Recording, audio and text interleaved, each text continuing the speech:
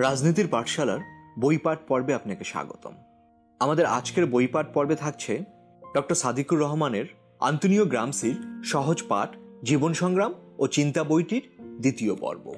এ পর্বে থাকছে আন্তোনিও গ্রামসির পরিবার, জন্ম, শৈশব, কৈশোর এবং প্রাথমিক, মাধ্যমিক ও কলেজ শিক্ষা জীবনের ঘটনাবলী। আমাদের পাঠ পর্ব নিয়ে কোনো মতামত থাকলে কমেন্টের ঘরে লিখুন। যদি কোনো বই বা প্রবন্ধ পাঠের অনুরোধ থাকে সেটাও জানাতে পারেন। আমাদের পাঠ পর্বের নিয়মিত খবর পেতে চ্যানেলটি সাবস্ক্রাইব করুন। আপনাদের লাইক, কমেন্ট, শেয়ার আমাদের অনুপ্রেরণা যোগায়।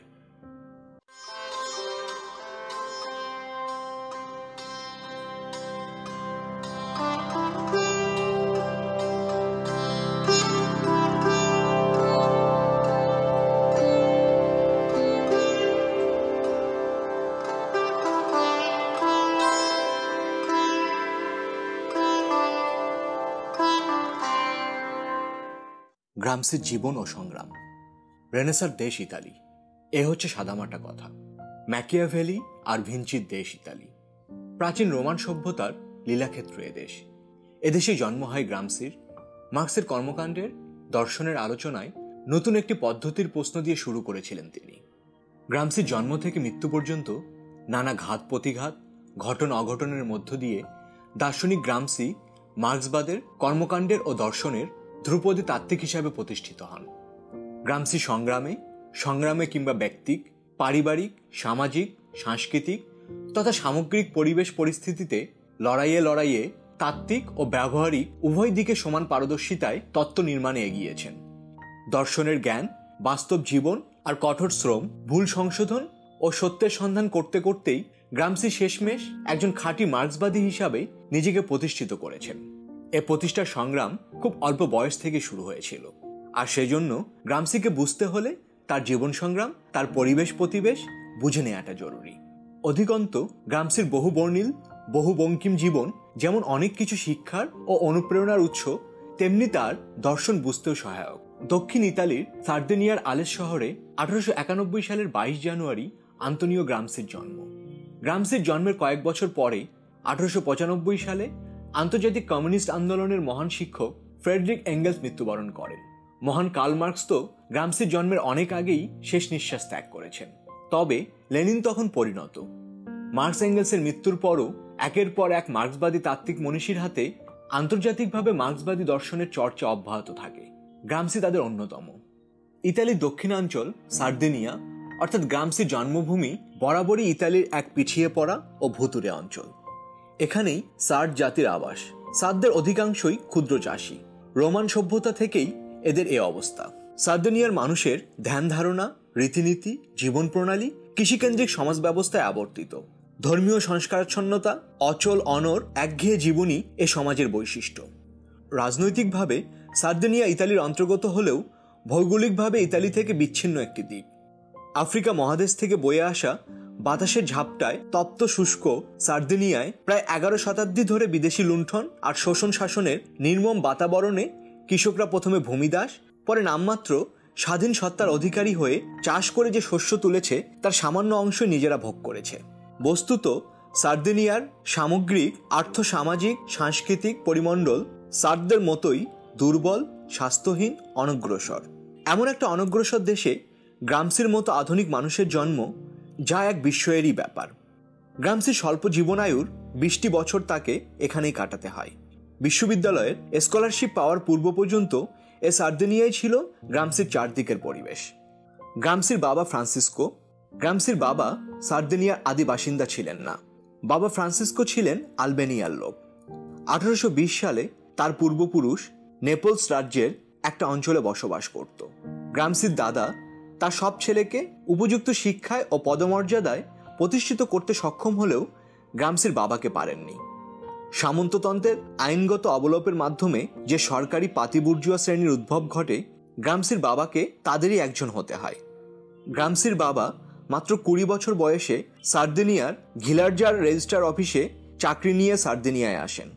ঘিলার্জার অনগ্রসর পরিবেশে তার সবকিছুতেই অমিল। ফ্রান্সিসকো এ অঞ্চলের শিক্ষা দীক্ষায় অগ্রসর এক তহসিলদারের মেয়েকে বিয়ে করে সংসার শুরু করেন। ফ্রান্সিসকোর আত্মীয় স্বজন একজন সাত কন্যাকে মেনে নিতে পারেননি। তাই বিয়ের পর ফ্রান্সিসকো সার্দিনিয়ার এক গির্জা শহর আলেসে চলে আসেন। এখানেই গ্রামসির জন্ম হয়। 7 ভাই বোনের মধ্যে আন্তোনিও গ্রামসি চতুর্থ। জন্মের 6ষ্ঠ দিনে গ্রামসিকে স্থানীয় গির্জায় নিয়ে ঘটা করে খ্রিস্ট ধর্মে দীক্ষিত করা হয়। গ্রামসির জন্মের 1 বছর পরই গ্রামসির পরিবার সোরগোনা নামক এক অজপাড়াগাঁয়ে চলে যায়। এতগুলো ভাই বোনের দেখাশোনার সহায়তার জন্য একজন আয়া রাখা হয়। সেই আয়াটি আন্তোনিওকে খুব ভালোবাসতেন, আদর যত্ন করতেন অন্যদের চাইতে বেশি। আন্তোনিওর বয়স যখন 4, তখন তার জীবনে একটা দুর্ঘটনা ঘটে। সিঁড়ি থেকে পড়ে গিয়ে তার মেরুদণ্ডে গুরুতর আঘাত লাগে। সময় ও সুষ্ঠু চিকিৎসার সুযোগ সুবিধার অভাবে শেষ পর্যন্ত গ্রামসি কুজপৃষ্ট হয়ে যান। এই দুর্ঘটনার ফলে পরবর্তীকালে গ্রামসির শারীরিক অসুস্থতা এমন পর্যায়ে যায় যে বাঁচার আশা সবাই ত্যাগ করেন। তার জন্য এ সময় ঘরে একটা কফিনও মজুদ রাখা হয়, অর্থাৎ খরচের খাতায় তাকে রাখা হয়েছিল। কিন্তু কুজপৃষ্ট প্রায় বামন হয়ে জীবন চলতে সে যাত্রায় তিনি মরেও মরেননি, তবে দৈর্ঘ্যে কখনো 1.5 মিটারের বেশি বাড়েননি। এই কুজপৃষ্ট মানুষটি সমাজ চিন্তায় ও কর্মে মেরুদণ্ড সোজা করার বাস্তব লড়াই সংগ্রামে ও তত্ত্বের জগতে বিচরণ করবেন। 1897 সালে আর একটা দুর্ঘটনা গ্রামসির জীবনে এই প্রথম শারীরিক আঘাতের মতোই আজীবনের জন্য ক্ষত সৃষ্টি করে রাখে। স্থানীয় রাজনীতির দলাদলিতে প্রতিহিংসার শিকার হন গ্রামসির বাবা। তার চাকরি চলে যায় এবং 1898 সালে তাকে গ্রেপ্তার করা হয়।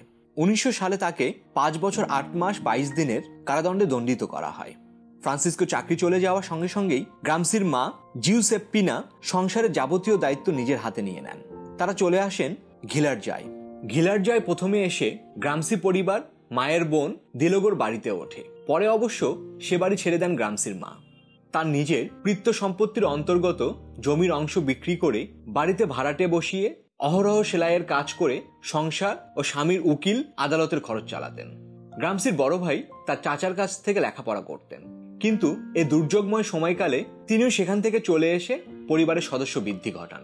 এত সব প্রতিকূলতার মধ্যেও মা জিউসেপ্পিনা ভেঙে পড়লেন না, শক্ত হাতে সংসারের হাল ধরলেন। শিশু গ্রামসি সবই লক্ষ্য করেছেন। মায়ের এই দুর্যোগ মোকাবেলায় উদ্যোগী মূর্তি গ্রামসির মনে আজীবন আঁকা ছিল এবং শেষ জীবনে জেলখানার কারাপ্রকোষ্ঠে বসে তার ছোট বোনকে চিঠি লিখেছেন, অন্য কোনো নারী হলে আমাদের শিশু অবস্থার কি যে বিপর্যয় ঘটত কে জানে। সম্ভবত আজ আমরা কেউ আর বেঁচে থাকতাম না। গ্রামসি তার জীবন সংগ্রামী মাকে, তার মায়ের লড়াইকে তার নিজের জীবন সংগ্রামে এবং লড়াইয়ের ময়দানে স্মরণ করেছেন, অনুপ্রেরণা পেয়েছেন, শিক্ষা নিয়েছেন।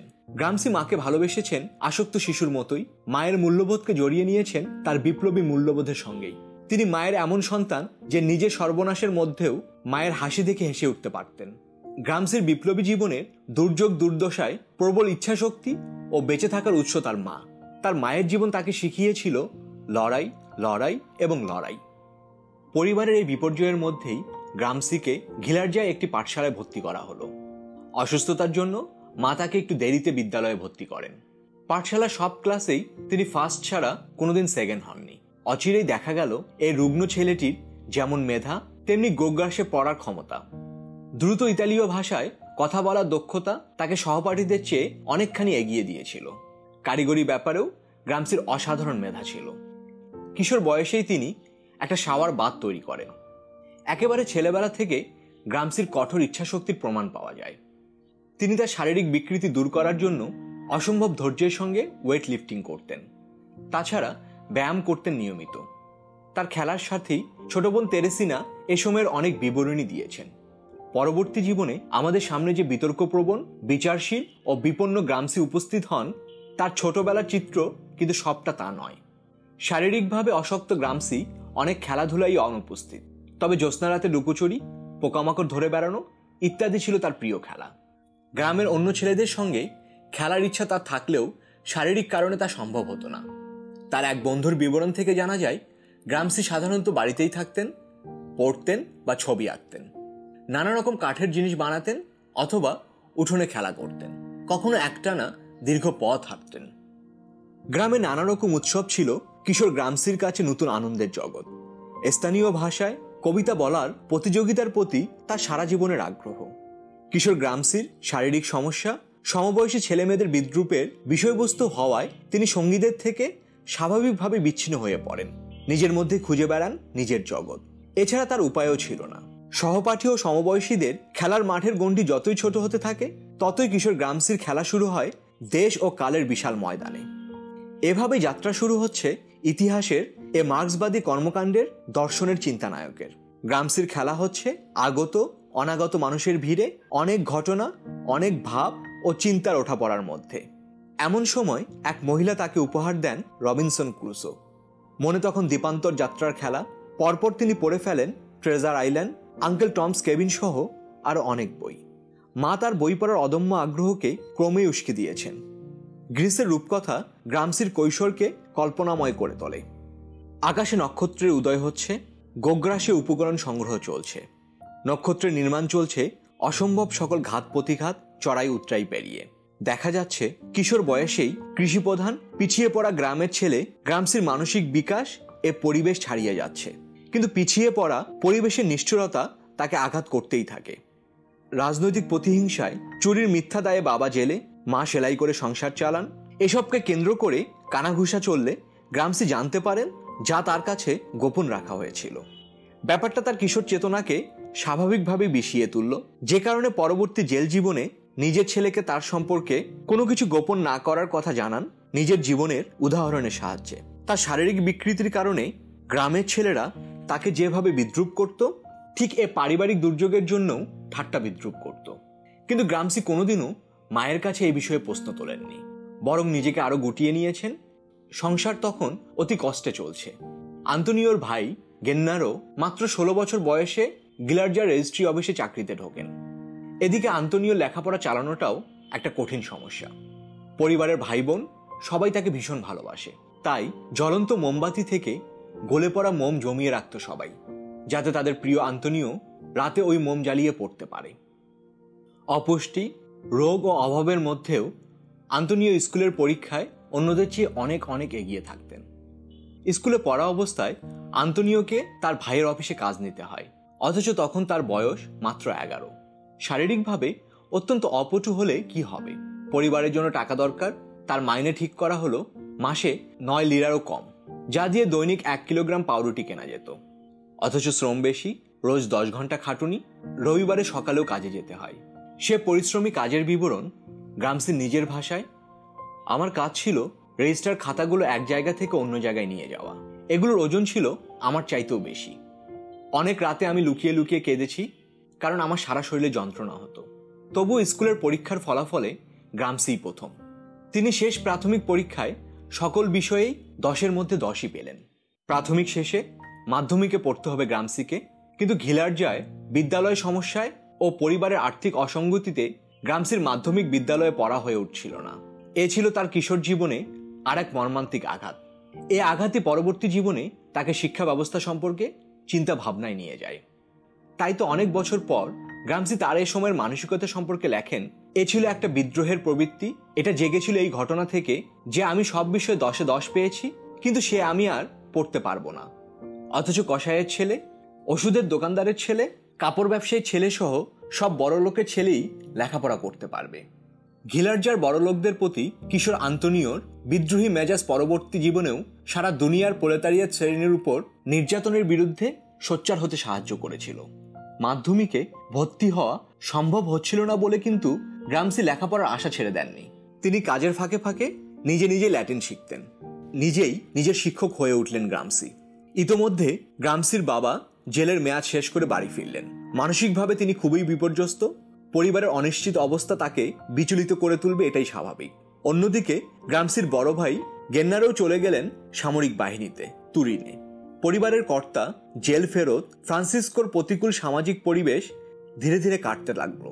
তিনি একটা কাজে যোগদান করলেন। 1905 সালে গ্রামসির বয়স তখন 15। বাবা গ্রামসিকে মাধ্যমিকে ভর্তি করালেন গিলার্জার থেকে 11 মাইল দূরবর্তী সান্ডালিউ সাবঘিউয়ের একটা মাধ্যমিক বিদ্যালয়ে।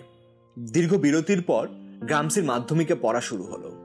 বিদ্যালয়টার শিক্ষাদানের ব্যবস্থা ভালো ছিল না, এমনকি পড়ানোর মতো ন্যূনতম যোগ্যতার শিক্ষকেরও সমস্যা ছিল বিদ্যালয়টিতে। অনেক মহামনীষী যেমন প্রচলিত শিক্ষা ব্যবস্থায় সন্তুষ্ট ছিলেন না, গ্রামসির ক্ষেত্রে তাই ঘটবে, এটাই স্বাভাবিক। মাধ্যমিক পড়ার সময় গ্রামসির একটা অভ্যাস গড়ে ওঠে। অভ্যাসটা ছিল গ্রামসিকে তার মা বাড়ি থেকে যে খাবার দিতেন তা থেকে একটা অংশ বিক্রি করে বই এবং খবরের কাগজ কেনা। বাড়িতে এ ব্যাপারটা সবাই ধরেও ফেলে। অন্যদিকে বড় ভাই গেন্নারও সামরিক বাহিনীতে তুড়ি নেয়। সেখানে তিনি সমাজতান্ত্রিক ভাবধারা দ্বারা প্রভাবিতও হলেন। শুধু তাই নয়, সমাজতান্ত্রিক বই ও পত্রপত্রিকা গ্রামসিকেও পাঠান। এসব পড়ার কারণে গ্রামসির বাবা গ্রামসিকে বকাবকি ও সতর্ক করে দেন। তবে গ্রামসি দমে থাকেননি, তিনি ভিন্ন পথে এসব পড়ছেন। আগেই দেখা গেছে যে প্রচলিত শিক্ষা ব্যবস্থার উপর গ্রামসির বিতৃষ্ণা ছিল। পরবর্তীকালে প্রচলিত শিক্ষা ব্যবস্থা সম্পর্কে তার মন্তব্য হল অজ্ঞতার সেবায় নিয়োজিত কর্তৃত্ব। গ্রামসির মাধ্যমিক পড়ার সময়ই গেন্নারও সৈন্যবাহিনী থেকে ফিরে চাকরিতে যোগ দিয়েছেন। আর গ্রামসি পেয়ে গেলেন সমাজবাদ বিষয়ে আলোচনার মানুষ। সময় পেলেই গেন্নারের সঙ্গে ইতালির সমাজতান্ত্রিক আন্দোলন ও সমাজবাদী দর্শন নিয়ে আলোচনায় মেতে ওঠেন। এ সময় গ্রামসি অ্যাকাউন্টেন্টের কাজ ও টিউশনি করে বাড়তি আয় করেন। তা দিয়ে বই, খবরের কাগজ ইত্যাদি পড়েন। মাধ্যমিক বিদ্যালয়ের ছাত্র অবস্থায় তিনি ইতালি সোশ্যালিস্ট পত্রিকা অবন্তির নিয়মিত পাঠক।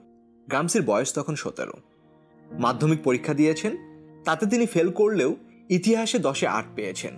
ছোটবেলা থেকেই সব বিচ্ছিন্ন হয়ে যাওয়া গ্রামসি ইতিহাসের মধ্যেই পৃথিবীর সঙ্গে বিশাল অবিচ্ছিন্নতার সম্পর্ক গড়ে তোলেন। পরের বছর মাধ্যমিক পরীক্ষা দিয়ে সার্টিফিকেট জুটিয়ে নেন। মাধ্যমিক শেষ করতে তার 18 বছর বয়স হয়ে যায়। গ্রামসির জন্য তা অনেক।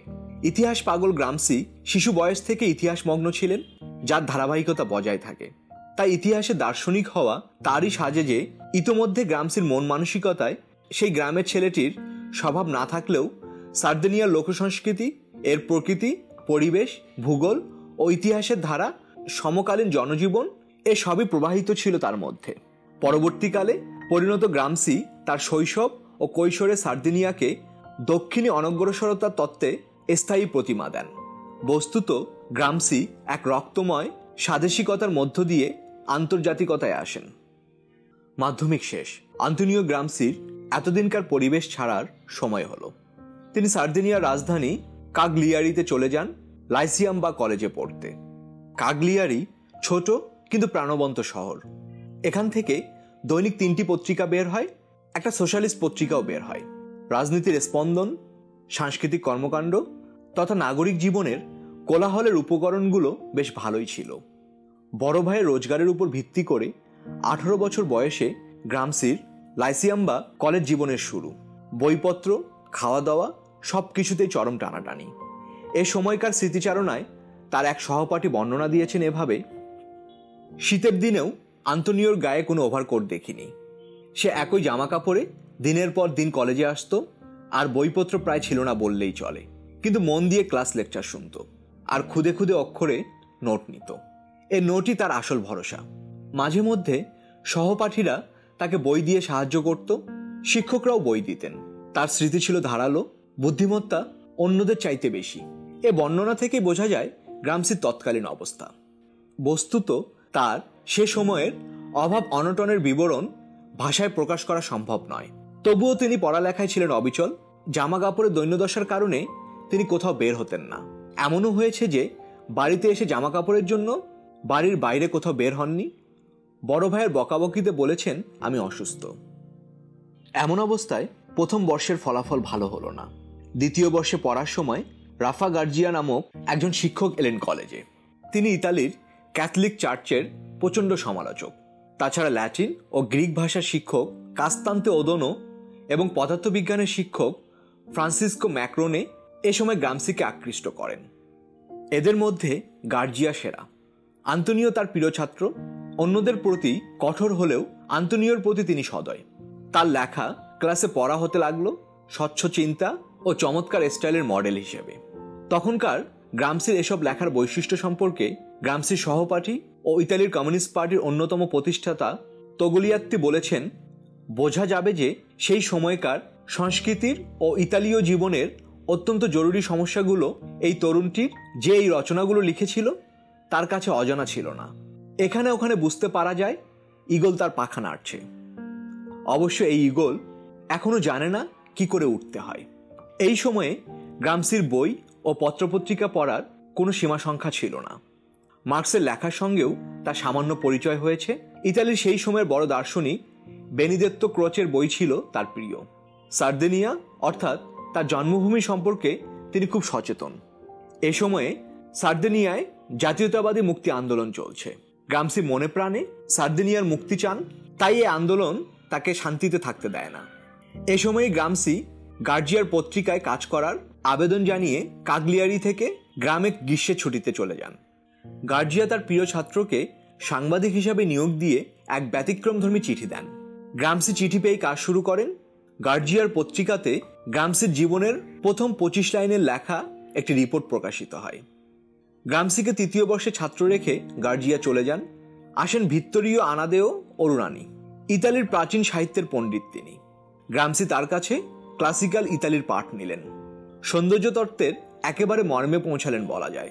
গ্রামসির বয়স যখন 21, তখন এই তরুণ জাতীয়তাবাদীর মধ্যে জাতীয় মুক্তি চেতনা সম্পর্কে একটা বিরোধী আত্মার জন্ম নিচ্ছিল। উপনিবেশবাদ সম্পর্কে তিনি তখনই বেশ সচেতন ও সজাগ দৃষ্টিতে এগোলেন।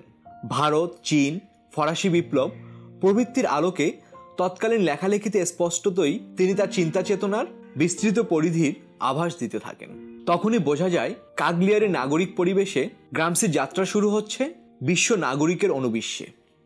ইতোমধ্যে লাইসিয়ামের শেষ পরীক্ষায় ভালো ফলাফল করে পাঠ শেষ করলেন গ্রামসি। প্রচণ্ড অভাব অনটনের প্রতিকূল পরিবেশে কিভাবে গ্রামসির মতো মহামনীষীর ক্রমবিকাশ ঘটল তার অনেক কিছু হয়তো আমরা জানি না এবং কোনোদিনও জানব না। তবে এইটুকুই সত্য যে ঘটনাটা ঘটল। আজ তাহলে এ পর্যন্তই। কথা হবে আগামী পর্বে। সে পর্যন্ত সবাই ভালো থাকুন, সুস্থ থাকুন, রাজনীতির পাঠশালার সঙ্গেই থাকুন।